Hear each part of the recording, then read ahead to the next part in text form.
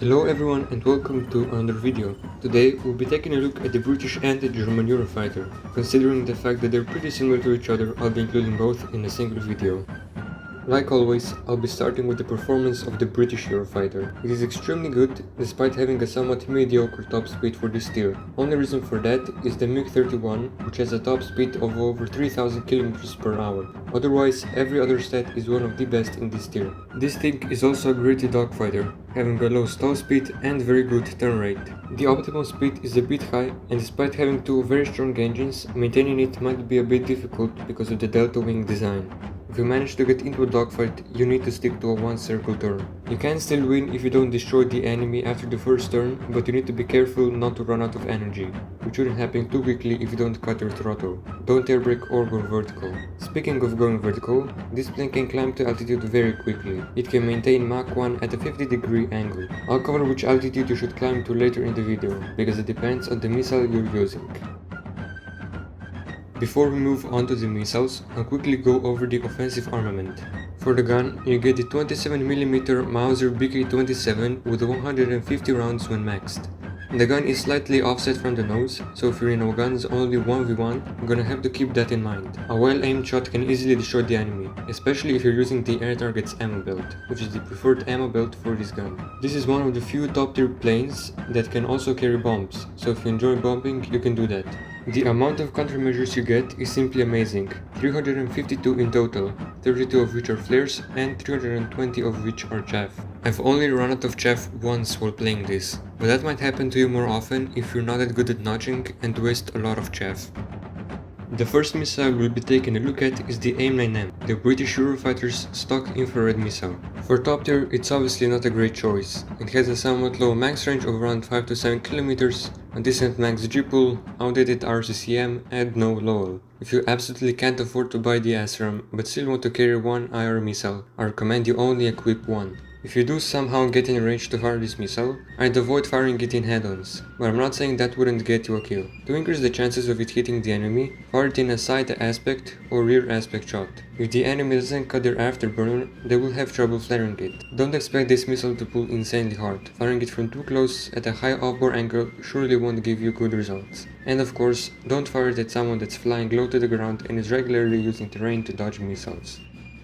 The better IR missile available for this plane is the AIM-132 ASRAAM, an all-aspect infrared heat-seeking missile with an image-seeking RCCM, LOL and data link capabilities. This missile will cost you 280 upgrade points, but it's 100% worth getting, especially if you plan on bombing. In close-range dogfights, this missile absolutely dominates. With 60 Gs of max pull and a large gimbal, you'll have absolutely no problems destroying the enemy if you manage to acquire an infrared lock. However, there are some limitations, like firing it from too close and not giving the missile enough time to arm its warhead. In a normal match, you're most likely not going to end up in such a dogfight. Instead, you'll be firing it from longer ranges using LOL. To use LOL, you must first acquire a radar lock on the enemy until the LOL text appears. If you lock an enemy that's closer than 35 km from you, this text will appear immediately. So why even use LOL? Well, it allows you to fire your ASRAAM or other lower capable iron missile at an enemy without acquiring an infrared lock. If you do end up firing it in low mode, you will need to keep a radar lock on the enemy until it acquires a heat signature. While in this mode, the missile seeker is extremely susceptible to flares. One is enough to distract the missile, so keep that in mind while using LOL.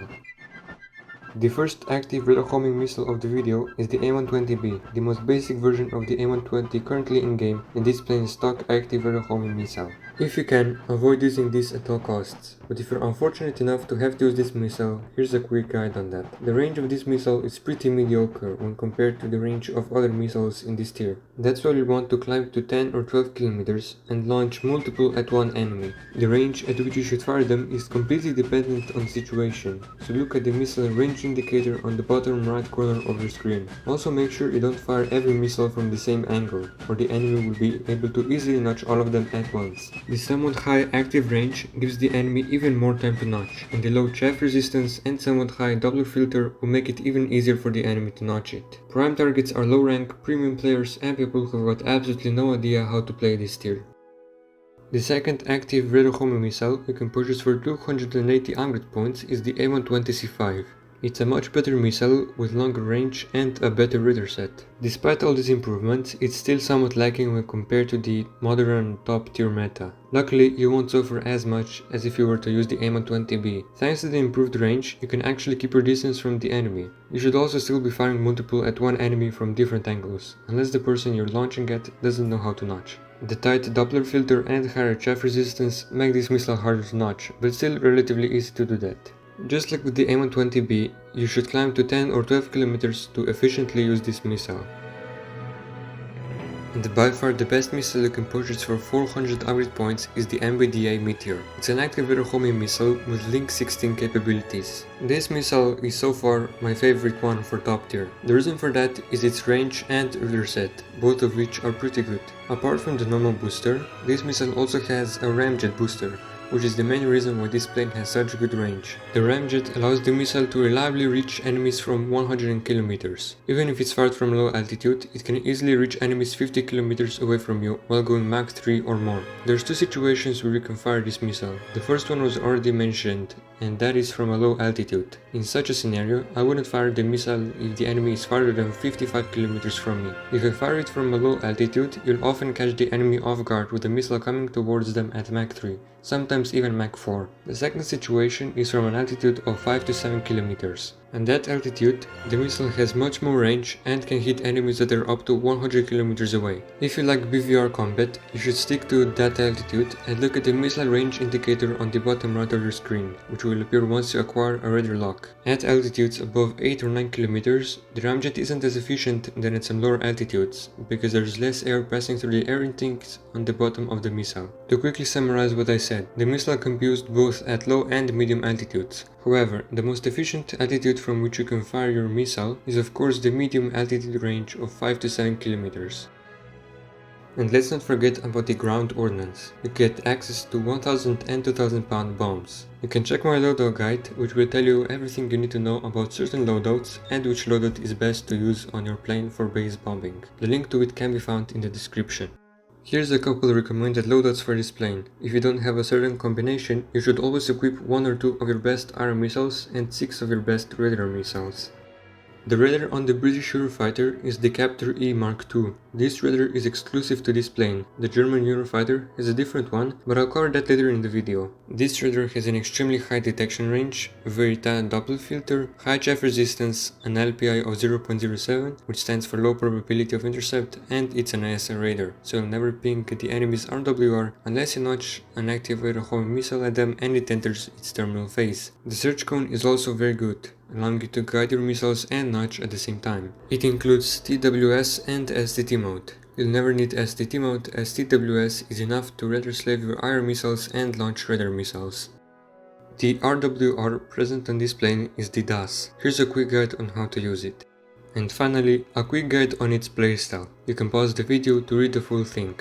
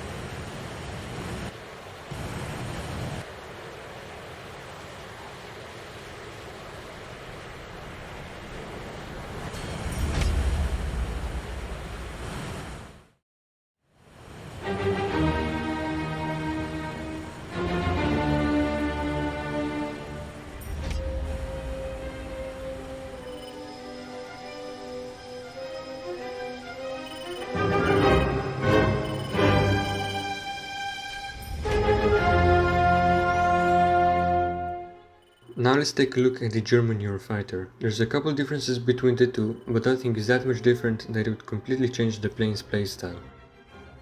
The performance is the exact same, with the exception of a 0.01 higher thrust-to-weight ratio. If you want to learn more about the performance, you can go back to the timestamp displayed on your screen. The offensive armament is also pretty similar. It has the same gun and the same amount of countermeasures. This one can't carry any bombs and has a slightly different variety of missiles, which I'll cover soon. If you want to learn more about the offensive armament, you can go back to the timestamp displayed on your screen. This plane's stock iron missile is the AIM-9L-I. It's an AIM-9L with a seeker from an AIM-9M, and because they're pretty much the same thing, you can once again go to the timestamp displayed on your screen to learn more about it. The second iron missile you can purchase for the EF-2000 is the AIM-2000A IRIS-T. It's an all-aspect infrared heat-seeking missile with the image-seeking RCCM, blowhole and data link capabilities. It has a very good max G-pull and a large gimbal, meaning you can get some crazy high off-board launches. But be careful not to fire it from too close, or the missile won't have enough time to arm its seeker. It's also almost impossible to flare this missile. Once it locks onto you, no amount of flares can save you. Only way you can reliably dodge this missile is by draining it of its energy, which can't be done at close ranges. You can also try pre-flaring, which won't always work. Of course, the best thing you can do is simply stay out of its lowell range. But what even is lowell? Well, if you can't acquire an infrared lock, but you're in lowell range, you can soft lock an enemy with your radar and guide the missile until it locks onto a heat source. While in lowell, it's extremely susceptible to flares, so you must keep that in mind. Also keep in mind that you should only fire it from longer ranges if you're flying high, otherwise the air will be too dense and the missile will run out of energy before it reaches the enemy. This plane's stock active radar homing missile is none other than the AIM-120B. By now, you probably already know what to do, but if you don't, you can go back to the timestamp displayed on your screen to learn more about it. The second active radar homing missile you can purchase for the EF-2000 is the AIM-120C8. This is basically an export version of the AIM-120D. If you want to do well in this plane, getting it is a must. It has pretty good range if fired from an altitude around 10 to 12 kilometers when going fast. Notching it isn't the easiest thing. That's because of the tight Doppler filter, somewhat low active range and high chaff resistance. If you fire multiple at one enemy from different angles, you'll have a pretty hard time notching these missiles. This missile also has Slink 16 capabilities, so if someone on your team is using the same data link, you can lob these missiles at multiple enemies at the same time and go back to base without having to worry about guiding them to the target. It should be noted that any missile with data link capabilities can do the same. As long as you have a teammate that's using the same data link and is scanning the enemies with the radar, you can easily utilize the data link to guide the missiles to the target. The third active radar homing missile you can purchase for the EF-2000 is the one and only MBDA Meteor, so by now, I'm certain you know what to do if you want to learn more about it. And here's some recommended loadouts for this plane. If you don't have a certain combination, you can mimic a certain loadout with your best IR and active radar homing missiles. The radar present on this plane is the Captor E Mark I. There's a couple differences from the Captor E Mark II, like the slightly higher Doppler filter, lower detection range, and smaller search cone that doesn't allow you to simultaneously notch and guide your missiles. This radar is still an ASR radar, so never ping the enemy's RWR unless you fire an active radar homing missile at them that has entered its terminal phase. The RWR is the same as on the British Eurofighter. If you want to know how to use it correctly, you can go to the timestamp displayed on your screen. Last but not least, the playstyle. It's pretty similar to the one on the British Eurofighter, but the offensive armament is a bit different, so I changed a couple things. If you want to read the full text, you can pause the video.